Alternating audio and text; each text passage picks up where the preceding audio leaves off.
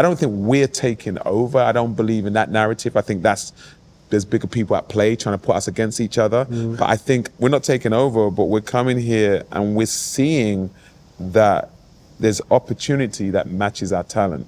And I think in the UK, sometimes it can feel like we don't get nurtured, you know? And I feel in the US, they see someone like Daniel Kaluuya do so well and be mad talented. And it's Damson. It's a no-brainer, but there's so many of that level of talent in the UK as well. And I was just gonna say, because I think something that was interesting that you said, because I heard Denzel Washington say this. He was like, he was talking to a young actor and giving advice, and he says, hey, if you want to act. He says, get to a theater. He says, if you want to be like me, do what I did. That's right. And start in the theater. And I think that presence, and you can correct me if I'm wrong, that there's probably a greater presence in the UK with the theater than it is the training. It is here, where I think people, I know at least in California, they may go to acting classes and then try to make the jump from acting class straight into.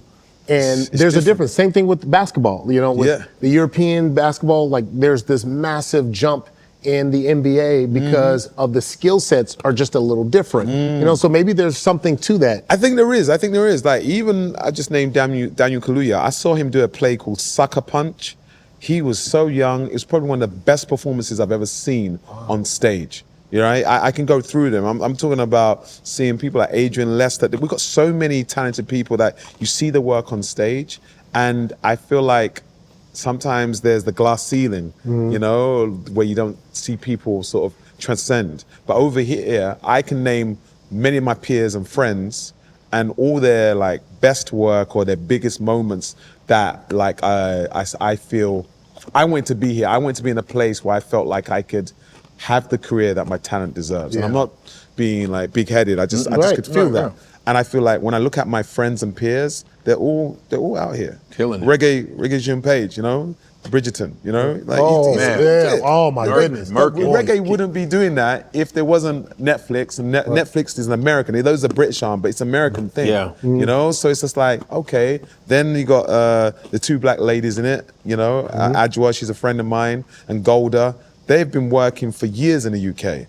But this role is huge, changed their lives. It's massive. Do you know? Yeah. Then you're looking at, I could go through so many different shows where people pop up, but if you just focus in the UK, the ceiling won't allow them to have there's not the same type of opportunity. No. So there's this push to get out to the US to be able to find those opportunities, and when those opportunities happen, they usually, blow them up. And it's still tough. You still got to book the role, right? And it's sacrifice. You're leaving your family. If you are going up for like American, you got sound like you guys. You know what I mean? And I think they think it's amazing though too. The white people get fascinated like a magic trick, because you'll be British, but then you can sound like a black American drug dealer. They're like, oh, did you see that transition? And then they see a black person with a British accent. It's not as harsh to them. That's what in my head. Because when you hear because the black American has always been this thorn in white people's side. Like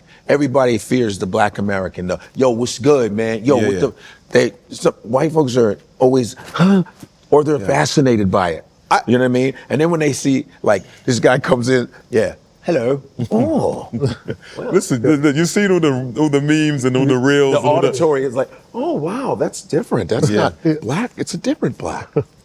I do. You know what I mean? They welcome that more than just the black American that comes in and goes, ugh. Godfrey, I think there should be a Hollywood roundtable discussion about this. That would be fire. And I think what one of my themes would be, it would be unconscious bias. Unconscious bias. What do you mean by that? In terms of what Godfrey just said, are you just blown away by this person because of their talent? Or have you got an unconscious, you're not consciously aware of like, oh my God, but they do the thing. There's an auditory thing. Or they sound like, I just feel like there's something to look into that, because the people that are saying yes and picking like certain UK actors, I feel like they need to speak more, and that would stop this argument of that would be great. Pitting each other against each other. You know what I mean? Sucks. Because America's got some amazing actors. I'm an actor because of so many American actors. Do you know what I mean? I grew up watching you guys, and also I'm aware of the schools in New York. You got the theater scenes in Chicago as well. There's like Washington. There's some brilliant, amazing hardcore actors out here. So I don't believe that narrative of we're better. But I do think there's a real delicate conversation to be had on all sides of like, I think it's an important one. I think it's an important one to distinguish, because sometimes you're walking into those rooms and you just don't know what those unconscious biases are, and so you're stepping in being you, and yet there's a layer that you're, there's a layer that you're fighting through. Definitely, and I'm like, we've got to work together. Let's stop going up against each other. I don't engage with this conversation about us versus them. I don't. I'm about, when I look at someone like Jay Samuels, you know, yes, he's Nigerian, but what he does with his films, he will have someone like Omar Sy in it. He would have a Ghanaian actor in it, American actor in it, Nigerian actor, Jamaican actor. You know Omar Sy, right? So he's already doing it. Why can't we have films like that? You've got a top Kenyan actor or someone from Sierra Leone. Like that's what we should be doing, owning IP and coming together like that, you know? Rather than bridge it. That's why this is what we do. That's what we're doing this. Telling those stories to inspire so many people, you know, not only through the continent, but everywhere, just to be able to show kind of what we're doing, because the more you see it, you're going, oh, wow. And hopefully, you know, interview by interview, we start to change those biases, and we go, wow, like, you know, you see the variety, and from west to east, north to south. I want to go back to your beginning, though. I want to go back to your beginning, because you mentioned this.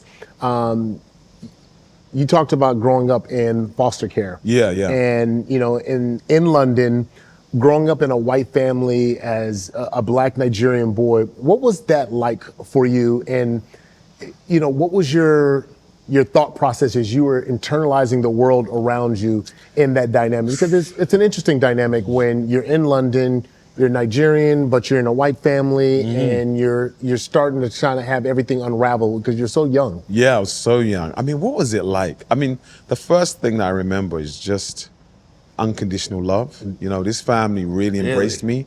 It wasn't like you're the foster kid, you know, it was like your son, you're my brother. Oh, like, wow. It was like, and I had two brothers and a sister, so it mirrored like my biological family, and I was the youngest. And my foster mom, Gloria, she said she could have had more children, but she was just aware that there was a lot of children out there that needed families. And so like, I was a bit confused. I was a bit like, you know, even this like age of 4 or 5, I'm like, but almost like, why me?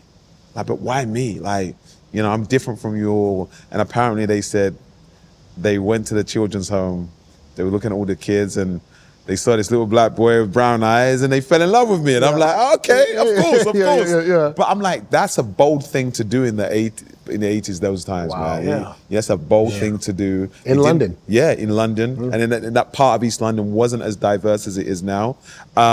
So it was beautiful, chaotic, confusing, but I think what happened is that they were very good.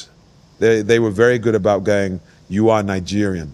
They helped me know, I didn't lose my identity. I think the issue with when you have transracial adoption and stuff like that, it's about people losing their identity. And I think maybe because I was in London, so I saw other Black people, but I think the important thing, they always reminded me of who I was. Not to the point of like, I'm reminding you you're different. It's just like, no, you're Nigerian.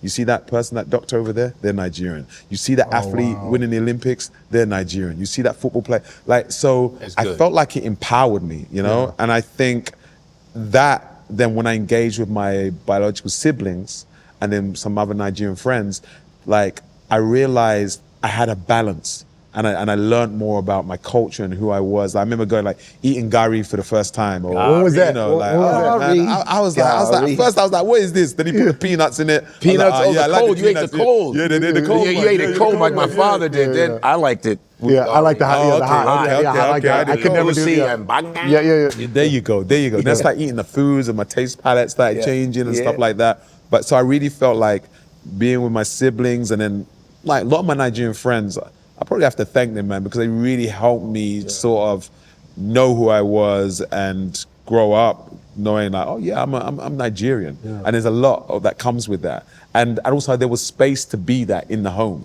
That's you know good. What I mean? That's another 154 conversation in the books. We are bridging culture back to its roots. From Africa to the world, we're telling stories our way.